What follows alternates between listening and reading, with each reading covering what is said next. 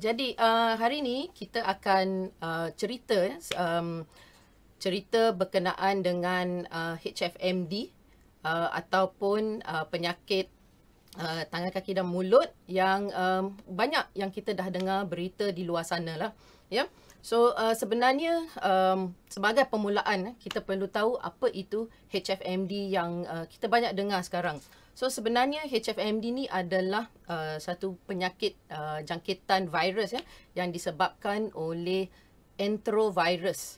Okey, kalau nak canggih lagi nama daripada family Piconoviridae lah, dan antara varian yang biasanya kita kata lebih tanda ataupun simptom yang lebih teruk sebenarnya disebabkan oleh jenis EV71. Varian EV71 adalah salah satu daripada virus dari kumpulan enterovirus yang boleh menyebabkan HFMD dengan simptom yang lebih severe lah ataupun lebih teruk berbanding dengan Coxsackie virus.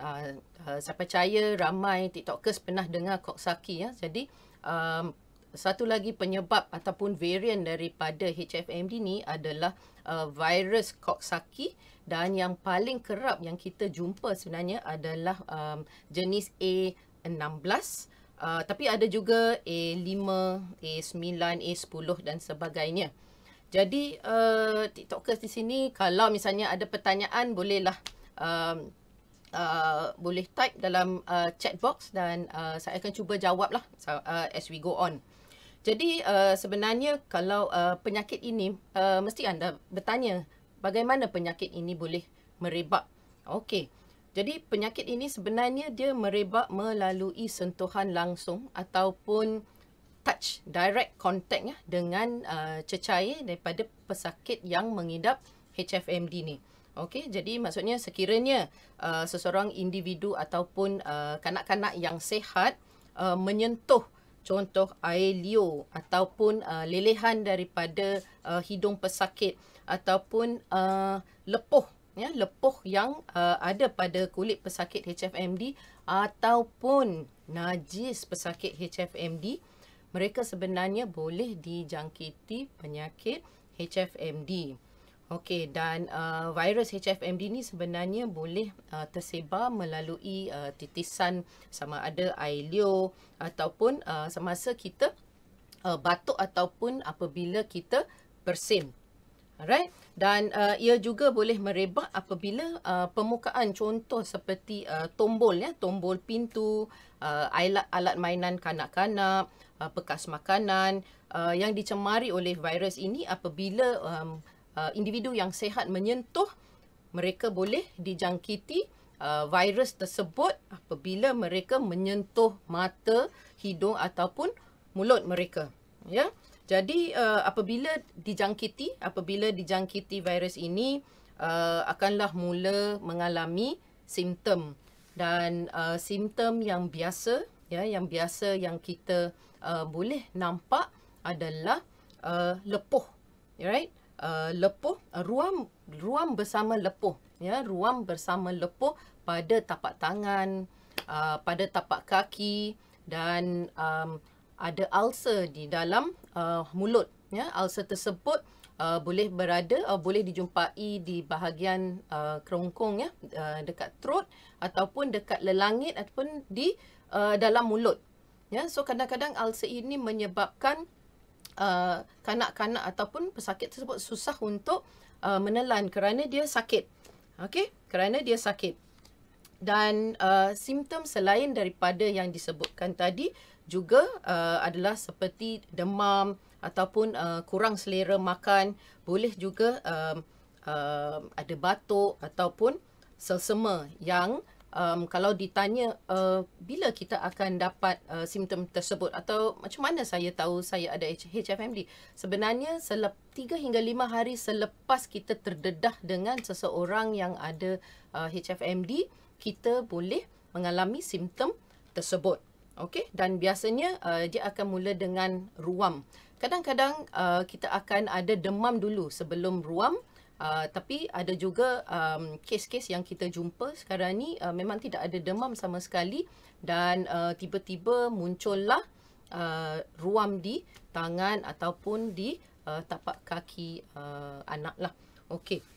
Dan biasanya ruam ini, kalau kita lihat ruam tersebut, sebenarnya dia lain daripada ruam yang ada pada chickenpox ataupun demam cacar ataupun measles lah.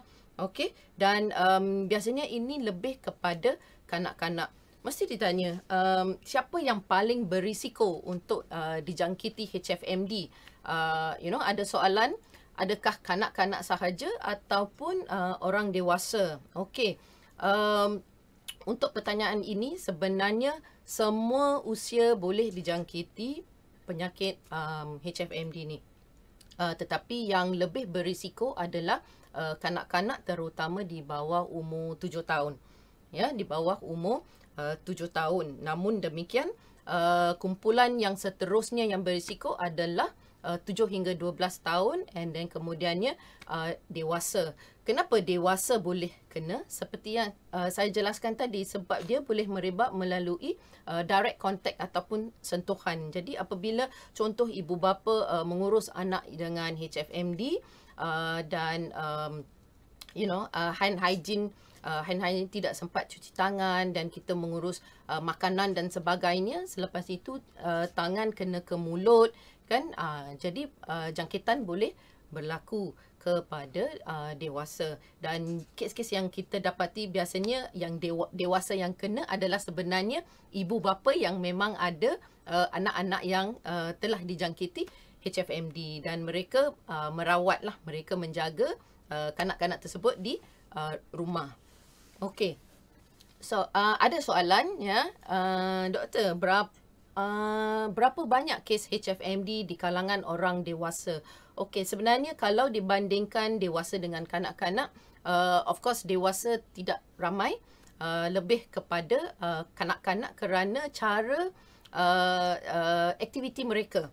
Right? Kanak-kanak lebih cergas and then dia bermain di merata-rata kan, menyentuh berbagai permukaan dan sebagainya, maka mereka lebih cenderung ataupun lebih berisiko lah. That's why kes di kalangan kanak-kanak, terutama yang kanak-kanak di bawah umur 7 tahun adalah lebih ramai dibanding dengan dewasa lah.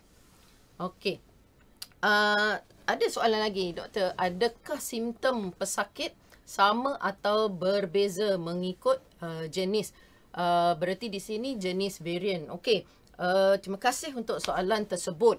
Jadi sebenarnya memang betul. Simptom boleh berbeza. Berbeza maksudnya sama ada dia lebih teruk ataupun ringan. Jadi untuk pengetahuan, jenis varian enterovirus EV71 sebenarnya menyebabkan simptom yang lebih teruk dan komplikasi. Okey. Berkenaan dengan komplikasi yang boleh melibatkan komplikasi jantung, okey, saluran pernafasan, otak. Okey, itu adalah yang komplikasi kalau misalnya dijangkiti oleh varian EV71. Tetapi kita di sini tidak banyak kes yang kita dapati jangkitan adalah varian EV71. Kita sekarang ni sedang menghadapi varian Coxsackie A16. Jadi A16 ni sebenarnya cara dia jangkit sangat mudah dan sangat cepat. Tapi kita bersyukur kerana simptom yang dialami adalah lebih ringan. Tapi yang perlu kita waspada sekarang ni adalah jangkitan dia boleh sangat cepat. Alright, sangat cepat, jadi dia boleh menular. Kita ada satu kes yang tidak mendapatkan rawatan ataupun tidak diisolasi. Rakan-rakan dia seterusnya akan berisiko untuk mendapat jangkitan tersebut. Alright, okey. Ada soalan lagi. Adakah mencuci tangan dengan sabun sudah mencukupi untuk mencegah jangkitan ini? Okey. Untuk soalan ini kita akan jawab selepas ini. Okey, di bahagian pencegahan. Alright. So Saya rasa kita dah sentuh ya, kita dah sentuh mengenai bagaimana penyakit ini merebak. Okey, kita juga dah sentuh mengenai sama ada golongan dewasa boleh dijangkiti ataupun tidak. Alright. Seterusnya, okey, rawatan. Sebenarnya HFMD ni ada rawatan ke tidak? Sebenarnya HFMD ni adalah satu penyakit penyebab virus ya. Jadi dia memang tidak ada ubat yang spesifik. Alright, dia tidak ada ubat yang spesifik maupun vaksin khusus untuk mencegah ataupun merawat penyakit inilah. Alright.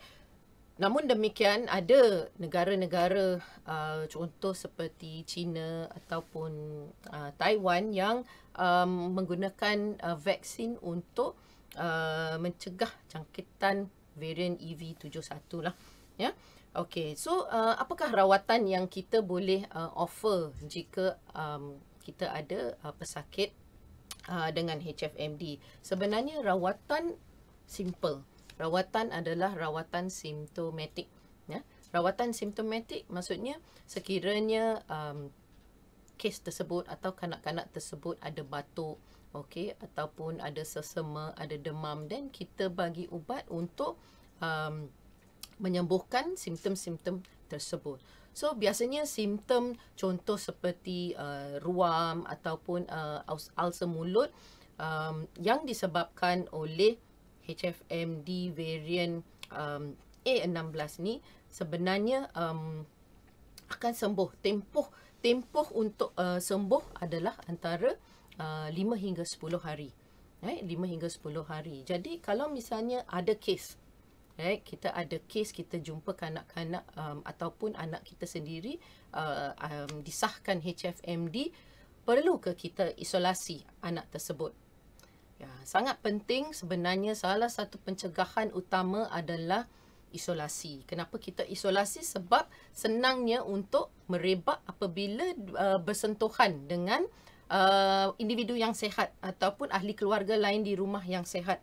Okey, dan seperti saya kata tadi, dengan sentuhan, direct contact ataupun dengan menyentuh barang-barang peralatan kongsi, cawan, pinggan, kita kongsi cawan untuk minum, botol air minum. So itu dapat meningkatkan risiko untuk satu keluarga kena HFMD. So yang penting adalah kita isolasi.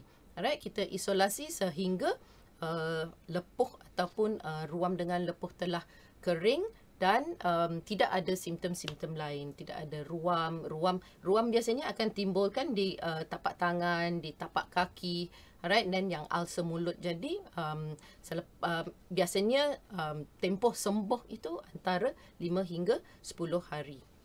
Okey, kita ada soalan, doktor, adakah perlu pakai sabun? Okey, this one kita simpan next. Adakah selamat untuk penjaga masuk kerja jika anak dijangkiti HFMD? Okey, penjaga mungkin yang dimaksudkan adalah ibu bapa. Ibu bapa. Okey. So untuk yang ni saya akan sentuh sedikit berkenaan dengan cuti kuarantin ya. Bagi yang kerja di government ya, civil servant, sebenarnya kita ada cuti kuarantin ya untuk penjaga atau ibu bapa selama 5 hari. Tetapi untuk yang bekerja di swasta, okey, kalau TikTok kat sini yang kerja di swasta memang bergantung kepada polisi tempat kerja masing-masing lah. Okey, so sama ada selamat untuk masuk kerja. Okey, kalau misalnya anak telah disahkan HFMD, dan kita yang jaga, lebih baik kita juga kuarantin, kecuali kalau kita boleh jamin hand hygiene dah bagus, cara kita isolasi dah bagus, then okey lah. Tapi biasanya kita sarankan yang menjaga itu untuk isolasi sekali dengan pesakit sehingga pesakit sembuh dan dah boleh masuk sekolah dan sebagainya lah. Okey. Ada pertanyaan ya, apa risiko jika HFMD menjangkiti orang tua? Adakah lebih bahaya? sebenarnya untuk orang tua ataupun orang dewasa sebenarnya sama sahaja, cuma beza dia adalah mungkin tempoh untuk sembuh mungkin lebih lama jika orang tua mempunyai penyakit-penyakit lain lah, komorbid yang lain yang tak kontrol. Contoh diabetik tapi kadang-kadang makan ubat, kadang tak makan ubat. Jadi mungkin simptom mungkin berbeza, tapi kalau kita bandingkan kanak-kanak dengan dewasa, biasanya sistem imun orang dewasa lebih matang lah, lebih bagus dibanding dengan kanak-kanak. Jadi mungkin dia dapat sembuh dan tidak bahaya sangatlah. Okey, tapi di sini perlu ingat, bahaya atau tidak bahaya, simptom yang teruk ataupun simptom yang ringan bergantung kepada jenis varian. Ya, jenis varian yang jenis varian daripada virus yang menjangkit lah. Okey. Adakah bahaya jika kerap terkena HFMD, sebab anak saya dah 2 kali kena? Okey, pertanyaan yang bagus. Sebenarnya HFMD ni, adakah HFMD ni kalau kita kena sekali, kita tidak akan kena sekali lagi seumur hidup? Tak. Okey, HFMD ni kita boleh kena untuk kali kedua, kita boleh kena untuk kali ketiga. Kenapa boleh begitu? Sebab jenis varian yang sedang merebak. Okey, jenis varian yang sedang merebak. Jadi varian yang lain boleh menyebabkan simptom yang sama, okey, dan mungkin simptom lebih ringan berbanding kali pertama, sebab badan kita already dah membentuk immunity lah, okey, sedikit immunity terhadap HFMD. Tapi keseriusan daripada simptom yang kita kena sebenarnya adalah bergantung kepada varian yang sedang merebak pada masa itulah. Okey. Okey. So seterusnya kita akan membincangkan apa yang perlu dilakukan kalau misalnya kita bersimptom. Saya ada cerita tadi kan, kita akan memberikan rawatan simptomatik dan biasanya dia akan sembuh dalam masa 5 hingga 10 hari. Jadi cuma sebahagian kecil sahajalah yang akan mengalami komplikasi, iaitu kalau dijangkiti dengan jenis varian atau virus EV71. Okey. Komplikasi ya. Apabila kita bercakap tentang komplikasi, kadang-kadang komplikasi ini boleh komplikasi ringan, komplikasi yang berat lah. Okey. Jadi untuk HFMD, komplikasi yang sangat teruk adalah seperti yang saya kata tadi, EV71 ya, yang disebabkan oleh EV71. So kadang-kadang gejala dia adalah lebih teruk dan boleh melibatkan kelumpuhan daripada sistem pernafasan, boleh menyebabkan kelumpuhan sistem saraf dan sebagainya. So sebenarnya adalah penting untuk kita kenal pasti. Kita kena perhatikan anak-anak kita. Okey, apabila mereka mendapat simptom, okey, kita kena perhatikan sama ada mereka dapat makan ke tidak. Bagaimana selera makan, kurang atau macam mana, boleh minum tak boleh minum.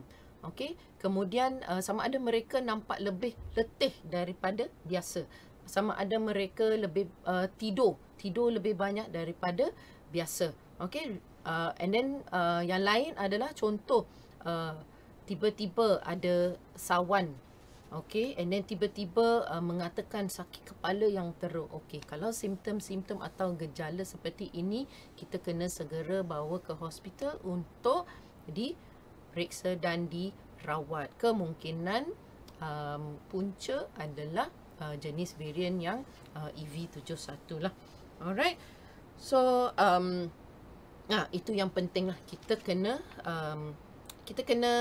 vigilant. Kita kena ada high index of suspicion. Sebab HFMD ni saya dah kata tadi, sebenarnya dia simptom dia boleh ringan, tetapi kalau misalnya jenis varian dia EV71, Dan kita kena lebih peka lah dengan simptom-simptom lain yang boleh menyebabkan komplikasi.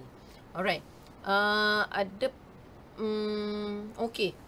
Berkenaan dengan tempoh kuarantin tadi kan kita ada sentuh. So pencegahan utama sebenarnya adalah isolasi ataupun kuarantin. Kita sebenarnya tak kuarantin lah kalau misalnya sakit dan kita jumpa, bukan macam COVID yang dulu kita kuarantin ya, kita kuarantin di hospital, kita kuarantin di MyApps, tak ada lah. Alright, sebenarnya kita perlukan tanggungjawab daripada penjaga ataupun ibu bapa untuk memastikan kanak-kanak ataupun anak-anak ini dijaga di rumah dan tidak dibenarkan keluar bermain sepanjang tempoh isolasi. So berapa lama tempoh isolasi? Biasanya antara 5 hingga 10 hari lah. Okey, sehingga lepuh dah kering lah. Okey, dan sebenarnya dia sangat mudah lah. Dia adalah highly contagious di kalangan kanak-kanak. Kerana mereka aktif kan, sifat dan cara hidup mereka sangat aktif. Jadi senang kalau kita kata jangan sentuh, jangan peluk, mereka tetap akan sentuh, mereka tetap akan peluk. Kalau kita tak bagi mainan, mereka akan nangis. So terpaksalah kita follow anak-anak sebab kita tak nak mereka nangis kan. Alright. So tadi yang cuti kuarantin tu untuk penjaga, tetapi yang ini hanya untuk yang bekerja di sektor kerajaan lah. Dia adalah 5 hari ya, berdasarkan Pekeliling Perkhidmatan JPA. Okey, seterusnya ya, untuk menangani masalah HFMD ni sebenarnya kita memerlukan kerjasama daripada berbagai pihak lah. Bukan sahaja daripada ibu bapa, bukan sahaja daripada guru, tetapi kita juga perlu melibatkan sektor-sektor lain. Contohnya seperti di mall, ya, di pasar raya, di pusat membeli belah. Kalau kita ingat masa zaman COVID dulu, apabila kita pergi ke mall, kita ada security guard yang akan periksa, pastikan kita ada MySejahtera. Right? Jadi masa tu yang jadi polis adalah security guard. Mereka lebih berkuasa dari kita sebab kita tak dapat masuk. Kita tak dapat masuk pusat membeli belah kalau misalnya tak dapat menunjukkan MySejahtera yang kita sebenarnya not in quarantine. So sebenarnya konsep adalah sama, disinfeksi. Alright. So tempat-tempat seperti tadi ya, ada soalan possible ke kalau HFND berjangkit di taman permainan seperti Gelongso dan Buayan? Yes. Tapi kita kena bezakan, okey. Biasanya HFMD ni lebih tertumpu tempat-tempat yang tertutup, tempat-tempat yang congested, tempat yang kita kumpul ramai-ramai. Alright. So contohnya sekarang ni kita akan ada cuti sekolah yang akan bermula esok.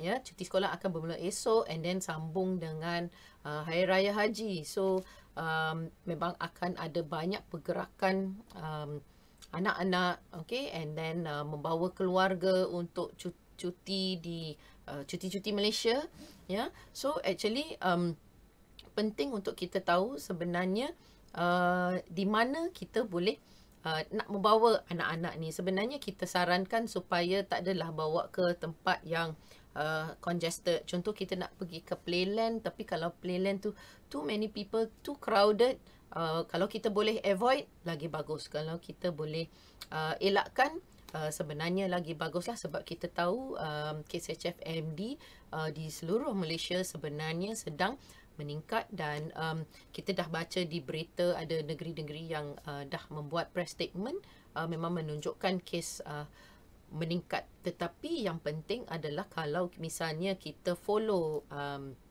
cara-cara pencegahan, sudah tentu kes akan menurun lah. Jadi dia sebenarnya nak kata dia adalah bermusim atau tidak, memang kerana kita sudah ada satu punca, dan apabila satu punca itu tidak ditangani, maka berlaku peribadkan ataupun jangkitan yang lebih meluas lah. That's why sekarang yang paling penting adalah kita semua kena memainkan peranan masing-masing. Ibu bapa ada peranan dia, cikgu ada peranan dia, contoh pengusaha ataupun yang manage mall management ada peranan masing-masing lah. Okey, so kalau untuk ibu bapa sebenarnya adalah untuk memastikan di rumah sebenarnya kita kena amalkan basuh tangan. So tadi ada yang sebut berkenaan dengan sabun dan air. Of course the best is sabun dan air bersih lah, right? Cuci tangan in running water with soap. Okey, tapi kalau misalnya kita di luar, kita berada di luar, tidak ada sinki, tidak ada basin clean water, yang alternatif adalah untuk kita menggunakan hand sanitizer. Alright? Sama seperti zaman COVID. Sama. Alright? Because kita nak elakkan jangkitan. Dan zaman COVID, of course we know masa COVID tu dia airborne. But then it's also sentuhan kan. Kita sentuh-sentuh and then tangan yang kotor itu kita gosok mata, kita garu hidung, right? Dan maybe kita ambil makanan dan kita letak terus di dalam mulut tanpa disedari, right? Tanpa disedari. So kadang-kadang permukaan yang kita sentuh itu kita tidak tahulah, especially untuk guru-guru. So di sini sebenarnya selain ibu bapa, guru-guru also sebenarnya adalah satu kumpulan yang sangat berisiko kerana mereka sebenarnya mengurus anak-anak kita di contoh di pusat jagaan, di tadika, di taska, di tabika, dan kita tahu jangkitan ni lebih kepada kanak-kanak umur 7 tahun ke bawah. Jadi guru-guru ataupun penjaga ni lah sebenarnya berisiko lah.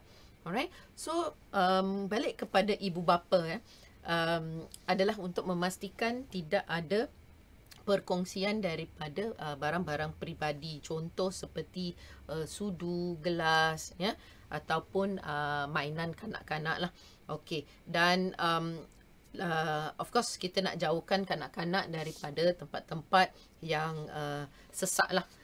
Better kita bawa ke padang permainan ke somewhere yang open, right? Ada ventilation, you ada cukup UV light, so jangkitan tidak akan berlaku. Kemudian kita perlu alert. Alright, kita perlu alert kepada simptom-simptom HFMD yang kita bincang tadi. Alright, kalau ada ruam dengan lepuh di tapak tangan ataupun di tapak kaki, ataupun cuba lihat di dalam mulut, kalau tiba-tiba anak-anak kita tak dapat telan. Dia kata susah untuk telan. Dia kata sakit mak, sakit. Tak boleh telan, tak boleh nak makan, tak nak minum. Check and see.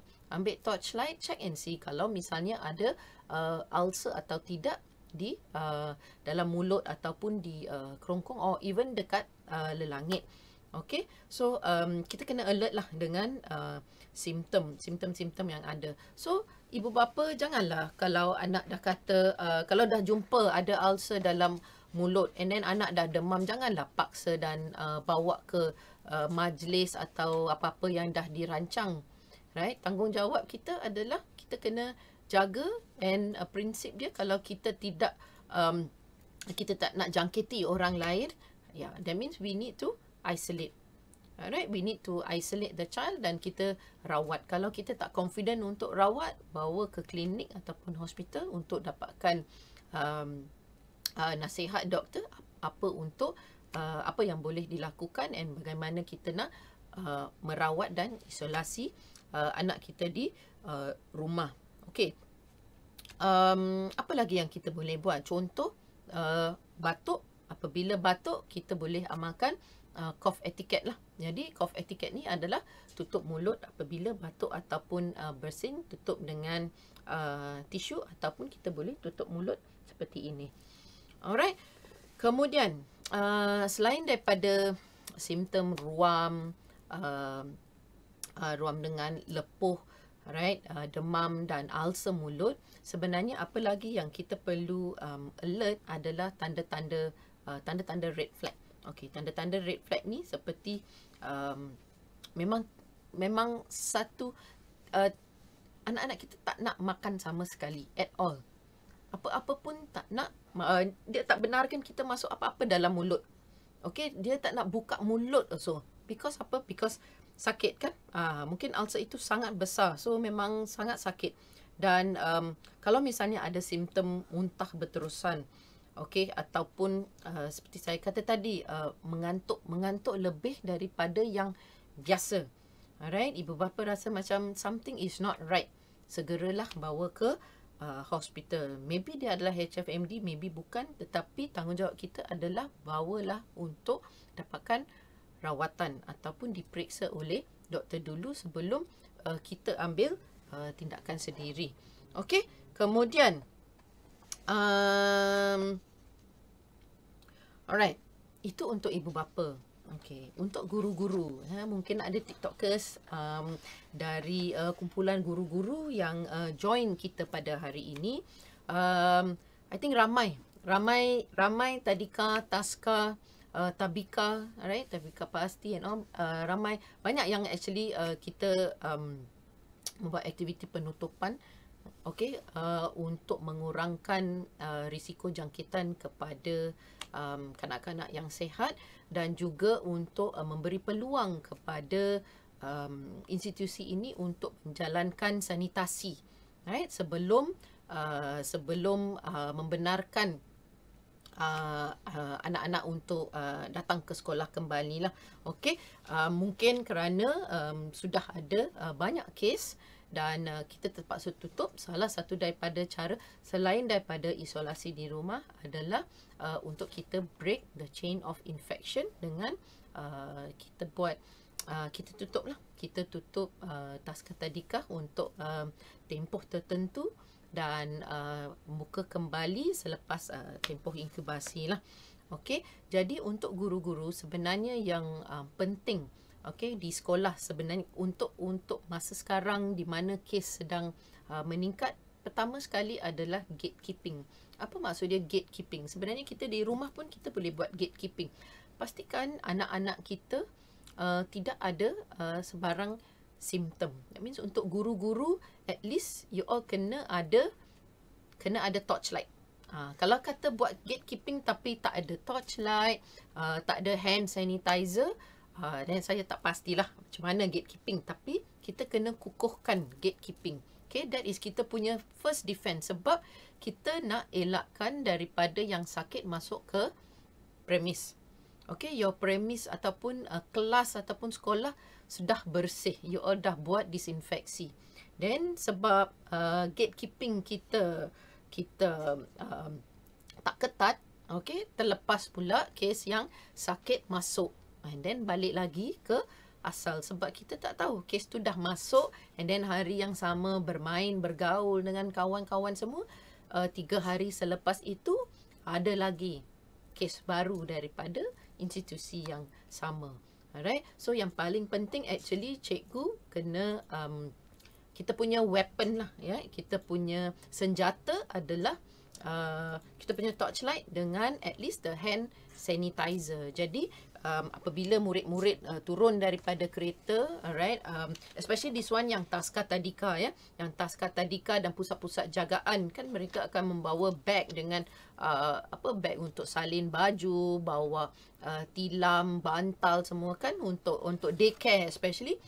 So yang penting cikgu-cikgu sebelum membenarkan masuk, cuba check on the torchlight, check dalam mulut ada ulcer, okay, ataupun anything in the mouth, and then check juga untuk tangan dan kaki. Of course kaki selalunya pakai kasut dan kita pun malas kan, tapi sebenarnya kes-kes yang banyak yang kita jumpa sebenarnya timbul ruam itu selepas budak tu dah masuk ke dalam kelas.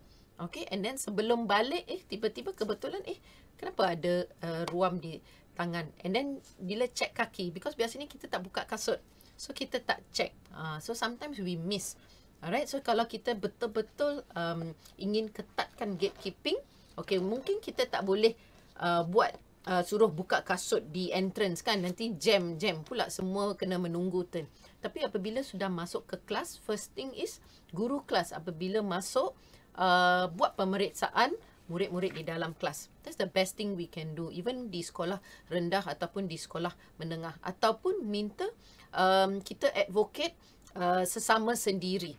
Alright, anak-anak di dalam kelas itu boleh check rakan-rakan sendirilah sama ada simptom atau tidak. Ini adalah salah satu cara untuk kita move forward. So selain daripada kita yang jaga, actually kita advocate kepada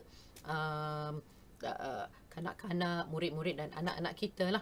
Alright, okay. So gatekeeping very important. Kalau misalnya ada yang sakit, kita boleh call ibu bapa minta untuk bawa balik.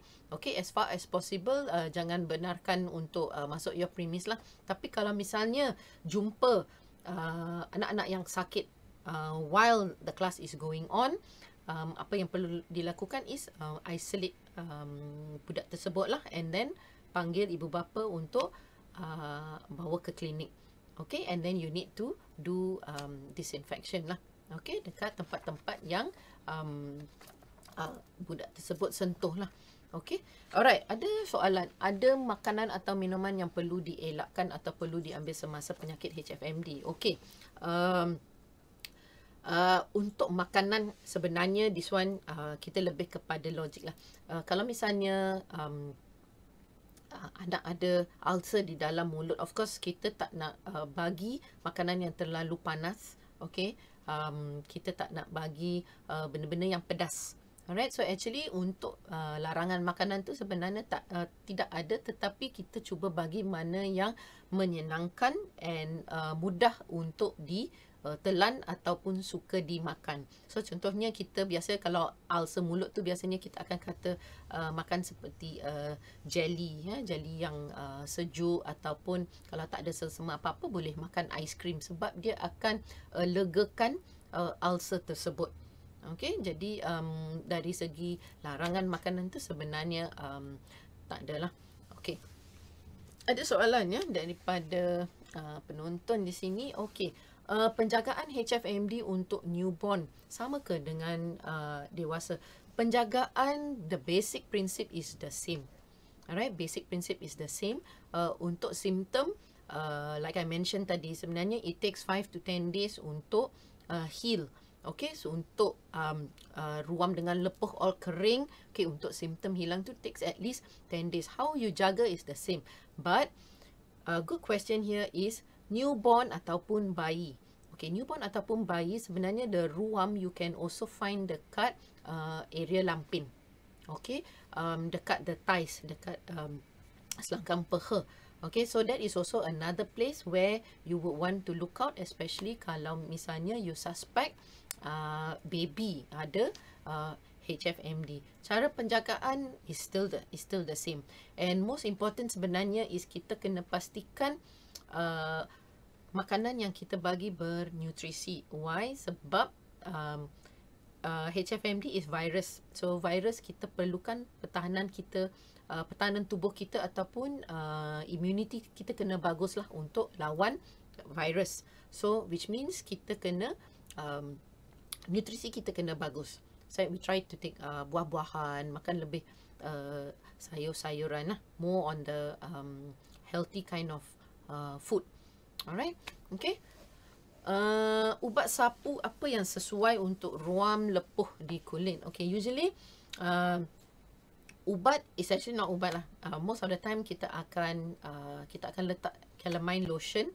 Tapi calamine lotion sebab dia actually sebenarnya kita tak nak anak itu garu, because kalau dia garu then lepuh itu akan jadi luka. Okay, so usually kita just letak calamine lotion just untuk soothing so that dia tidak garu lah. Alright. Berapa lama anak selepas kuarantin untuk kembali ke taska? Okay, so untuk kuarantin saya dah sebut tadi ya, usually it takes 5 to 10 days untuk sembuh. Okay, untuk properly heal. But usually kalau untuk jangkitan, sebenarnya once dah keluar dah ada simptom ruam tu, within that 3 days actually is dia punya tempoh jangkitan already. Once after dia dah ada that ruam already, dia sebenarnya dah boleh menjangkiti orang lain. So memang kita akan pastikan that dia akan quarantine at least 5 days.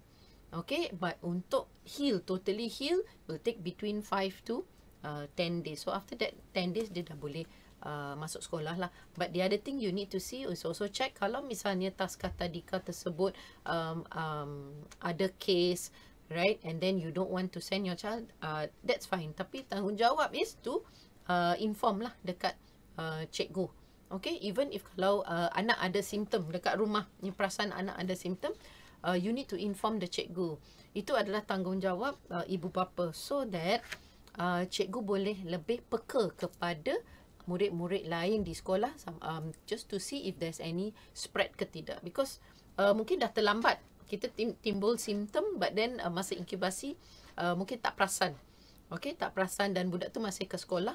So telah berlaku jangkitan di sekolah. So that's how sometimes it happens, because biasanya yang kita dapat laporan tu adalah selepas kita dah ada 5-6 kes, and then sepanjang 5-6 kes tu, hari-hari kes tu sebenarnya datang ke sekolah. Murid tu datang ke sekolah. Okey, ke taska, ke tadika, dan apabila kita dapat maklumat already dah terlambat. So memang we go in untuk kita bantu dengan kita buat penutupan dulu supaya memberi peluang for the sekolah untuk disinfeksi. So dia ada cara dia ada banyak yang dia perlu buat, because kalau misalnya macam taska tadika, kita ada banyak mainan. Okey, alat-alat mainan untuk kanak-kanak, and then banyak alat lain yang dikongsi bersama.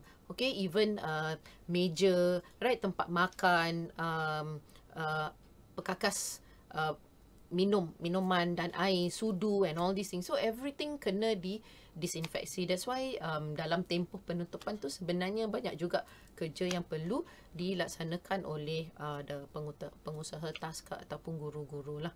Okay. Doktor, macam mana pula kalau ibu bapa yang tak dapat cuti kuarantin kemudian bawa anak yang ada HFND pergi ke tempat kerja? Okey, balik kepada prinsip. Okey, tak dapat cuti. I think tak dapat cuti, this one maybe I don't know if is this one dari sektor kerajaan. Biasanya kalau sektor kerajaan kita akan dapat cuti kuarantin lah. Tapi kalau misalnya di sektor swasta, this one memang kena budi bicara dengan bos masing-masing lah, I presume. Okay, if say memang there is no way you have to go to work, okay, memang terpaksa juga bawa anak, okay, you need to isolate anak tersebut. Jangan anak tersebut pergi jalan-jalan in the office, alright, pergi ke setiap meja, pergi duduk di sana, and masa tu blister masih ada, okay, masih basah. Okay, that one still boleh berjangkit. So kalau anak tersebut move all over the place, it's not fair, because nanti yang sehat, yang duduk di tempat tersebut, sentuh permukaan tersebut boleh dijangkiti. Alright, risiko. So the main thing is actually isolation. Kalau dia just duduk with you, tak pergi mana-mana, but what you have to do is, kalau contohlah dia kena pergi toilet, dia buka tombol and all these things, what you need to do, your responsibility is you need to disinfect. Lepas dia pergi toilet, you need to wash that place so that the next person yang masuk ke dalam, the place is clean lah. Okay, sama juga with the tombol. Alright, ataupun tempat duduk. Okay, kalau anak tersebut duduk with you on your table and all, because you are also at risk. Alright, you are also at risk at getting the infection if kita tak practice proper hygiene. So the most basic actually is kita punya hand hygiene lah, because we know the way that dia berjangkit is bila kita sentuh, direct contact. Kita anak kita yang ada all the ruam dengan lepuh tu kita sentuh, and then after that contoh kita ambil makanan and letak dalam mulut, so there you go. Alright, ataupun anak itu dah pegang the pencil, and then you took the pencil, you write, then after that you go and scratch your eyes sebab gatal. Then you have your higher risk of spreading lah. Okay, so those are the simple things yang kadang-kadang kita tanpa disedari kita lakukan lah, sometimes is without knowing, bukan kita nak kata kita cuai atau apa-apa, but then because sometimes bila kita perlu jaga anak-anak yang ada all these symptoms, and then dah lah meragam, tak nak makan, okay, tak nak tidur, so kita pun stress, and then kadang-kadang I think ada telefon daripada office, right, minta itu, minta ini, and then you all kena jaga sini, anak nangis, and also yes, we understand, but you need to know what is the principle. Okay, so the principle here is actually isolation and your hand hygiene yang very very important lah. Okay, so kalau di pusat membeli belah, okay, kalau kita bawa anak kita ke pusat membeli belah, how we can prevent? Okay, kalau memang kadang-kadang kita tak boleh duduk kat rumah also, right, you need to go out, and then kalau dekat mall kan dia ada, biasanya ada playland, right, you got playland, you've got this this castle, this air castle dan sebagainya. You see ramai anak-anak, tapi kita tak tahu sebenarnya ada yang bersimptom ke tak ada yang bersimptom. So what you can do, selepas dia bermain, gunalah hand sanitizer untuk cuci dulu, and then find a toilet, cuci tangan dia sebelum tangan dia masuk ke dalam mulut ataupun menyentuh any makanan or minuman. Okay, that's the one of the thing proactive yang sebenarnya you can do if say you still have to go out. Alright, and then anak-anak nak juga main di taman permainan, especially the indoor. Okay, sometimes kita pergi ke klinik also, kalau kita pergi ke klinik swasta ataupun kita bawa anak ke hospital swasta, kan ada a playground, right? Playground di sana. So, kalau misalnya playground itu buka and as everybody is playing, you anak also nak main juga. Yes, can, but jangan lupa tangan. Alright, wash your hands ataupun have a hand sanitizer to clean your hands before you touch anything else lah. Okay, you touch any permukaan. So maybe another thing like kalau misalnya ada TikTokers here who owns pusat membeli belah or anything, I don't know. Maybe the other thing what we can do is to supply hand sanitizer di mana-mana lah. Just exactly like zaman COVID dulu. Okay, but jangan harapkan orang lain untuk sediakan all these things. Kita yang kena sediakan, kita yang kena prepare, right? Seperti mak kata pepatah lah, sediakan payung sebelum hujan. So janganlah tunggu sampai benda dah jadi, then baru kita nak anak kita dapat dari mana jangkitan. Don't blame other people sebenarnya, alright? Don't blame others. Kita yang perlu ambil langkah-langkah pencegahan kita lah. Okay, so TikTokers di sini dulu pernah kena HFMD, ada yang kena, yes, boleh kena ya, boleh kena lagi depending on the variant lah. Okay, so ada juga yang kata memang tak berani pun nak bawa anak dekat indoor. Actually dia berani tak berani, yes, saya pun tidak akan bawa if saya tahu keadaan, dengan keadaan sekarang lah. Alright, dengan keadaan sekarang kita dengar banyak HFMD and all. Tetapi kita sebenarnya boleh main peranan kita masing-masing untuk menurunkan kes, menurunkan graf jangkitan dengan cara kita lebih bertanggungjawab lah. Okay, kalau misalnya anak kita sakit dan dah disahkan HFMD, jangan pula hantar ke sekolah ataupun hantar ke daycare, taska tadika sebab kita tak ada cuti. Okay, it's very unfair kepada rakan-rakan dia yang lain lah yang akan kena juga, because sometimes kita hide. Okay, kita hide, but then actually semua orang pun tahu kalau HFMD, okay dah tak apa, quarantine, because that's the key thing. Sebab kalau kita biar anak-anak kita suruh duduk, mana dia nak duduk? Okay, you cannot ikat the tangan, you cannot ikat kaki, and then apalagi satu rumah ada baby, ada adik-adik kecil, and not sure bila dia balik sekolah dia nak peluk, dia nak main, and then baby pun akan sentuh anak-anak ni. So you can't help it, tapi we can prevent. Okay, the best we can do is kita boleh prevent lah. Okay, dengan proper hand hygiene. Even kalau misalnya kita tukar lampin, right, jangan lupa untuk cuci tangan. Alright, because sometimes the apa tu, jangkitan fecal oral ya, daripada najis ke mulut also boleh berlaku. So those penjaga-penjaga yang jaga baby, alright, need to take note lah. Okay, so TikTokers ramai yang tanya di sini berkenaan dengan QR code. Okay, kena tunggu hingga ujung daripada acara ini. I think kita ada beberapa minit lagi. Okay, kita ada 5 minit lagi. Alright.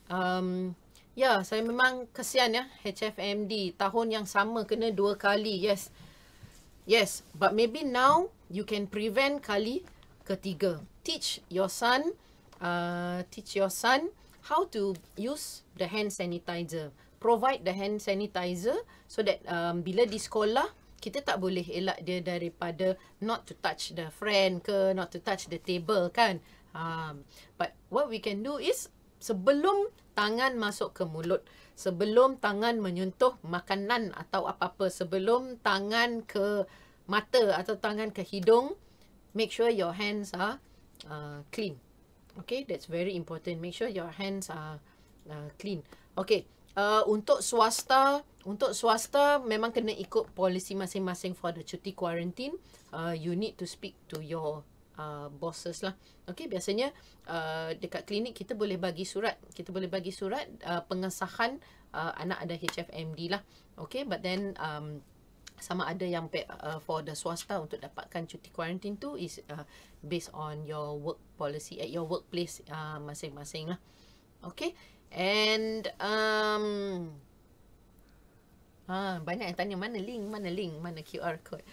Okay, so in summary, yang penting kita perlu peka dengan tanda-tanda ataupun simptom daripada HFMD ni. I think kita dah sebut banyak kali ya. Ruam dengan lepuh, right, di tapak tangan ataupun di tapak kaki. Okay, ada blister. Kemudian ada ulcer mulut. Okay, boleh ada di lelangit ataupun in the mouth. Okay, di bahagian dalam pipi. Okay, di belakang, di kerongkong. So tanda-tanda ni kalau ada, if you can look after, okay, rawatan adalah secara simptomatik sahaja. Alright, kemudian kalau misalnya rasa perlu dapatkan rawatan, please go to the nearest klinik ataupun doktor yang paling dekat lah. Okay, so yang penting, don't forget, before tangan masuk ke mulut, please wash your hands. Alright, proper hand hygiene. Kalau ada air, sebaiknya air bersih with sabun. If not, you can carry a hand sanitizer mana-mana. Use a hand sanitizer. Alright, okay, so tuan-tuan